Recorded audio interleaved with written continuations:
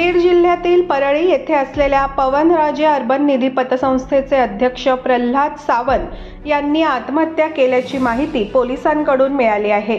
दरम्यान बँक घोटाळ्यामुळे गाजत असणाऱ्या बीड जिल्ह्यात एका पतसंस्थेच्या अध्यक्षाच्या आत्महत्येने खळबळ उडाली आहे। बीड जिल्ह्यातील परळी येथे असलेल्या पवनराजे अर्बन निधी पतसंस्थेचे अध्यक्ष प्रल्हाद सावंत यांनी आत्महत्या केल्याची ही माहिती पोलिसांकडून समजली आहे।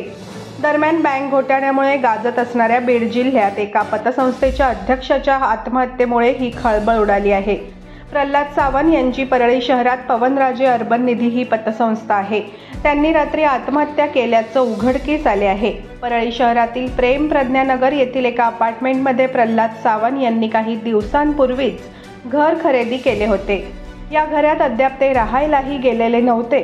याच घरात त्यांनी आत्महत्या केल्याची माहिती समोर आल्याने खळबळ उडाली आहे। दरम्यान आत्महत्येचे कारण अद्याप स्पष्ट झालेले नाही।